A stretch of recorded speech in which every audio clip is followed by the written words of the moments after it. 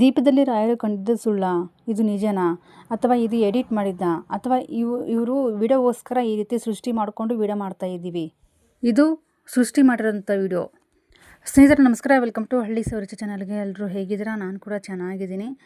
ಏನಪ್ಪ ಅಂತಂದರೆ, ನನಗೆ ಇಷ್ಟು ದಿನ ಆದ್ರೂ ಇದ್ರ ರಾಯರ ಬಗ್ಗೆನೇ ನಾನು 2 ವೀಡಿಯೋ ಮಾಡಿ ಹಾಕಿದ್ದೆ. ಈ ರೀತಿ ಕಂಡಿರೋ ವಿಚಾರ ಮತ್ತು ನಮಗೆ ಒಳಿತಾ ಇರೋ ವಿಚಾರನ ನಿಮ್ಮ ಜೊತೆ ಶೇರ್ ಮಾಡ್ಕೊಂಡಿದ್ದೀನಿ. ಯಾರಾದ್ರೂ ಕಮೆಂಟ್ ಹಾಕಿರಲಿ, ಒಳ್ಳೆ ರೀತಿಯಿಂದ ಕಮೆಂಟ್ ಹಾಕಿದ್ದಾರೆ. ಒಳ್ಳೆಯ ಒಂದು ಅದ್ಭುತವಾದ ಪವಾಡ ಅಂತ ಹೇಳಿಬಿಟ್ಟು ಕಮೆಂಟ್ ಕೂಡ ಹಾಕಿದ್ದಾರೆ. ಅವರು ಕೂಡ ಅಷ್ಟೇ ಸತ್ಯವಾಗಿ ನಂಬಿದ್ದಾರೆ. ಜೊತೆಗೆ ಇದು ಸತ್ಯ ಆಗಿರೋದ್ರಿಂದ ನಂಬಿರುವಂಥದ್ದು. ಸ್ನೇಹಿತರೆ, ಇಲ್ಲಿ ಯಾವುದೇ ರೀತಿ ದೀಪದಲ್ಲಿ ಎಡಿಟ್ ಮಾಡಿರೋದಾಗಲಿ, ನಮ್ಮ ಉದ್ದೇಶ ವಿಡಿಯೋಗೋಸ್ಕರ ಮಾಡಿರೋದಾಗಲಿ ಯಾವುದೂ ಇಲ್ಲ. ನಾನು ಒಂದು 5ರಿಂದ 6 ತಿಂಗಳಾಯಿತು ರಾಯರ ಪೂಜೆ ಮಾಡ್ಲಿಕ್ಕೆ ಸ್ಟಾರ್ಟ್ ಮಾಡಿ. 5ರಿಂದ 6 ತಿಂಗಳಲ್ಲಿ ನಮಗೆ ಒಳಿತಾಗಿದೆ ಅಂತ ಹೇಳಿಬಿಟ್ಟು ನಾನು ಒಂದು ವಿಡಿಯೋ ಹಂಚ್ಕೊಂಡಿದ್ದೆ. ಅದು ಆದ ನಂತರ ನಾನು ದೀಪದಲ್ಲಿ ಕಂಡಿರುವಂಥ ಒಂದು ವಿಡಿಯೋನ, ರಾಯರು ಕಂಡಿರುವಂಥ ವಿಡಿಯೋನ ಶೇರ್ ಮಾಡ್ಕೊಂಡಿದ್ದೀನಿ. ನನಗೆ ಅದಕ್ಕೂ ಮುಂಚೆ ರಾಯರ ಮೇಲೆ ನಂಬಿಕೆ ಇತ್ತು, ಪೂಜೆ ಮಾಡ್ತಾಯಿದ್ವಿ. ಆದರೆ ಇಂಥ ಒಂದು ಪವಾಡ ನಡೀತು ಅಂತ ಅಂದ್ಬಿಟ್ಟು ನಾನು ವಿಡಿಯೋದಲ್ಲಿ ಯೂಟ್ಯೂಬಲ್ಲಿ ಶೇರ್ ಮಾಡ್ಕೊಂಡಿದ್ದು ನಿಜ. ಆದರೆ ನಿನ್ನೆ ಒಬ್ಬರು ಕಮೆಂಟ್ ಹಾಕಿದ್ರು, ನೀವು ವಿಡಿಯೋಗೋಸ್ಕರ ಎಡಿಟ್ ಮಾಡ್ತಾಯಿದ್ದೀರಾ, ವಿಡಿಯೋಗೋಸ್ಕರ ನೀವು ಈ ರೀತಿ ಸೃಷ್ಟಿ ಮಾಡಿಕೊಂಡು ವಿಡಿಯೋ ಮಾಡ್ತಾಯಿದ್ದೀರಾ ಅಂತಂದ್ಬಿಟ್ಟು. ಆದರೆ ನಾನು ಅವರಿಗೆ ಅಲ್ಲೇ ರಿಪ್ಲೈ ಮಾಡಿದೆ. ತುಂಬ ಬೇಜಾರಾಯಿತು. ಯಾಕಂದರೆ ದೇವ್ರ ವಿಚಾರ ಅಂತ ಬಂದಾಗ ನಾನು ಯಾವ ರೀತಿ ಈ ರೀತಿ ಸುಳ್ಳು ಸುದ್ದಿ ಹಬ್ಸೋದು ನಮಗೆ ಇಷ್ಟ ಆಗಲ್ಲ. ಹಾಗಾಗಿ ದೇವರನ್ನು ನಂಬಿರ್ತೀವಿ. ದೇವರು ನಮಗೆ ವರ ಕೊಟ್ಟಿರ್ತಾರೆ, ಒಂದು ಪವಾಡ ಅನ್ನೋದು ಮಾಡಿರ್ತಾರೆ. ಅಂಥದ್ರಲ್ಲಿ ನಾವು ಈ ರೀತಿ ಶೇರ್ ಮಾಡ್ಕೊಂಡಾಗ ಇಂಥ ಒಂದಿಷ್ಟು ಬ್ಯಾಡ್ ಕಮೆಂಟ್ಗಳು ನಮಗೆ ತುಂಬ ಬೇಜಾರಾಗುತ್ತೆ. ಬ್ಯಾಡ್ ಕಮೆಂಟ್ ಅನ್ನೋದಕ್ಕಿಂತ ಅವರಿಗೆ ತಲೆಯಲ್ಲಿ ಏನಪ್ಪ ಅಂತಂದರೆ ಎಲ್ಲ ಸೃಷ್ಟಿ ಮಾಡ್ತಾರೆ ಅಂತ ಅವರು ತಿಳ್ಕೊಂಡಿರೋದು ತಪ್ಪಲ್ಲ.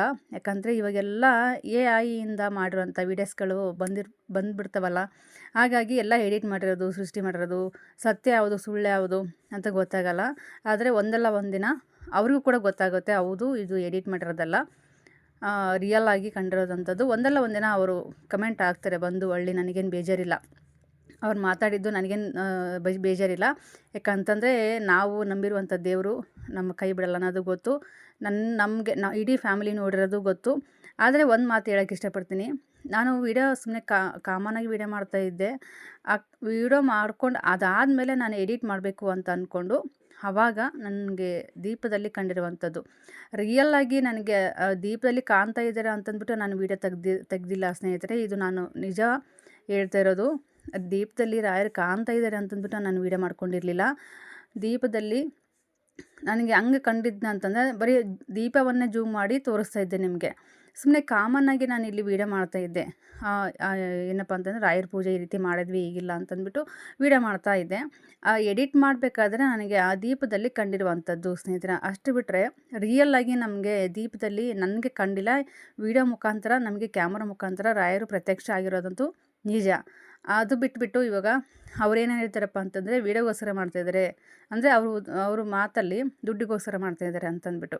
ಖಂಡಿತವಾಗ್ಲೂ ನಮಗೆ ಅಂಥ ಸುಳ್ಳು ಸುದ್ದಿ ಹಬ್ಬಿಸಿ ಈ ರೀತಿ ವಿಡಿಯೋ ಮಾಡಿ ಈ ರೀತಿ ಹಣ ಗಳಿಸ್ಬೇಕಂತ ಯಾವುದೇ ರೀತಿ ಇಲ್ಲ.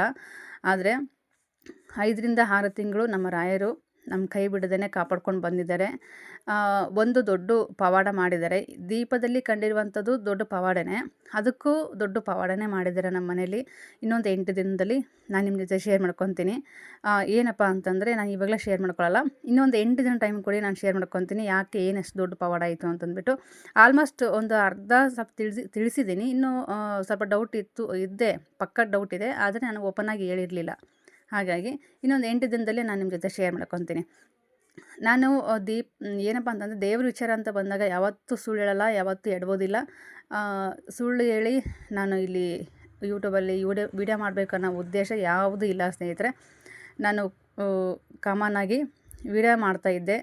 ಅಂದರೆ ನಂದು ದಿನಚರಿ ಇತ್ತು, ಲಾಗ್ ಇತ್ತು. ಅದೇ ರೀತಿ ನಾನು ಈ ರೀತಿ ದಿನಚರಿಯಲ್ಲಿ ನನ್ನ ಒಂದು ಲಾಗಲ್ಲಿ ಈ ರೀತಿ ತೋರಿಸ್ಬೇಕು ಅಂತ ಉದ್ದೇಶಕ್ಕೋಸ್ಕರ ನಾನು ಅವತ್ತು ವಿಡಿಯೋ ಮಾಡ್ಕೊಂಡೆ ಹೊರತಾಗಿ ನಾನು ರಾಯರಿಗೆ ಈ ರೀತಿ ಹೇಳಬೇಕು, ಈ ರೀತಿ ದೀಪದಲ್ಲಿ ಕಾಣ್ತಾ ಇದ್ದಾರೆ, ಜನಗಳಿಗೆ ಮರಳು ಮಾಡಬೇಕು, ಕಿವಿಲಿ ಹೂವು ಇಡಬೇಕು ಅನ್ನೋ ಯಾವುದೇ ರೀತಿ ಉದ್ದೇಶ ನಂದಾಗಿರಲಿಲ್ಲ. ಅದು ನಿಮ್ಮ ಇಷ್ಟ, ನಂಬಿದರೆ ನಂಬೋದು, ಬಿಟ್ಟರೆ ಬಿಡ್ಬೋದು. ಆ ಕಮೆಂಟ್ ಹಾಕ್ತೀನಿ ನೋಡಿ, ನಿಮಗೆ ಸೈಡಲ್ಲಿ ತೋರಿಸ್ತೀನಿ ನಿಮಗೆ.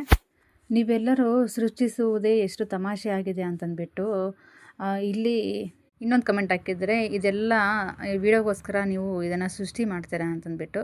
ಬಟ್ ಖಂಡಿತವಾಗ್ಲೂ ನಾವು ವಿಡಿಯೋಗೋಸ್ಕರ ಯಾವುದೇ ರೀತಿ ಸೃಷ್ಟಿ ಮಾಡಬೇಕು, ವಿಡಿಯೋಗೋಸ್ಕರ ನಾವು ಅರ್ನ್ ಮಾಡಬೇಕು ಅಂದರೆ ಸುಳ್ಳು ಹೇಳ್ಕೊಂಡು ನಾವು ಅರ್ನ್ ಮಾಡಬೇಕಂತ ಯಾವುದೇ ರೀತಿ ಉದ್ದೇಶ ಇಲ್ಲ.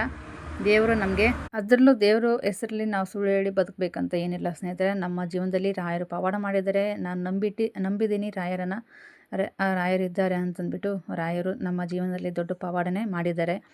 ಓಕೆ ಸ್ನೇಹಿತರೆ, ಯಾರಿಗಾದರೂ ಈ ಒಂದು ವಿಡಿಯೋದಿಂದ ಬೇಜಾರಾಗಿದ್ದರೆ ಖಂಡಿತವಾಗ್ಲೂ ಕ್ಷಮೆ ಇರಲಿ. ಯಾಕಂತಂದರೆ ಈ ಒಂದು ವಿಡಿಯೋ ಮಾಡಿದ್ದಕ್ಕೆ ಅವರ ಒಂದು ಕಮೆಂಟ್ಗೋಸ್ಕರ ನಾನು ಈ ಒಂದು ವಿಡಿಯೋ ಮಾಡಿದ್ದು. ಅಷ್ಟು ಬಿಟ್ಟರೆ ಇನ್ನೊಂದು ನನಗೆ ಸ್ವಲ್ಪ ಬೇಜಾರಾಯಿತು. ಯಾಕಂತಂದರೆ ವಿಡಿಯೋಗೋಸ್ಕರ ಸೃಷ್ಟಿ ಮಾಡ್ತೀರಾ ಅಂತ ಹೇಳ್ತಾರಲ್ವ, ತುಂಬ ಬೇಜಾರಾಗುತ್ತೆ. ಯಾಕಂದರೆ ಸತ್ಯದ ಹಾದಿಯಲ್ಲಿ ನಾವು ಹೋಗುವವರು ನಮಗೆ ಈ ರೀತಿ ಕಮೆಂಟ್ ಹಾಕ್ತಾರಲ್ವ, ತುಂಬ ಬೇಜಾರಾಗುತ್ತೆ. ಇರಲಿ, ರಾಯರಿದ್ದಾರೆ, ರಾಯರು ನೋಡ್ಕೊತಾರೆ ಅಂತ ಹೇಳೋಕ್ಕೆ ಇಷ್ಟಪಡ್ತೀನಿ. ತುಂಬ ಬೇಜಾರಾಯಿತು. ಬೇಜಾರಾಗೋದ್ರಲ್ಲಿ ಏನೂ ತಪ್ಪಿಲ್ಲ. ಹಂಗಂತ ಅವರು ಕಮೆಂಟ್ ಹಾಕಿರೋದ್ರಲ್ಲಿ ತಪ್ಪು ಇಲ್ಲ. ಯಾಕಂತಂದರೆ ಸುಮಾರು ಇವಾಗೆಲ್ಲ ಎಡಿಟಿಂಗ್ ಎಲ್ಲ ಜಾಸ್ತಿ ಬಂದಿದೆ ಅಲ್ವಾ, ಹಾಗಾಗಿ ಅವ್ರು ಹಂಗೆ ಅಂದ್ಕೊಂಡಿದ್ದಾರೆ. ಇರಲಿ, ಪರವಾಗಿಲ್ಲ. ಒಂದಲ್ಲ ಒಂದಿನ ಅವರಿಗೆ ಸತ್ಯ ಆಚೆ ಬಂದೇ ಬರುತ್ತೆ, ಸತ್ಯ ಗೊತ್ತಾಗುತ್ತೆ. ಇದೇ ರೀತಿ ನಿಮ್ಮ ಒಂದು ಹೆಸರಿಟ್ಟು ನಾನಿಲ್ಲಿ ವಿಡಿಯೋ ಮಾಡಿ ಈ ರೀತಿ ಕಮೆಂಟ್ ಹಾಕಿದ್ದೀರಿ ಅಂತ ನನಗೇನು ಬೇಜಾರಿಲ್ಲ. ಕ್ಷಮೆ ಇರಲಿ ನನ್ನ ಕಡೆಯಿಂದನೂ ಕೂಡ. ಯಾಕಂತಂದರೆ ಯಾವುದೇ ತಪ್ಪು ನಂದಾಗಿರಲಿಲ್ಲ.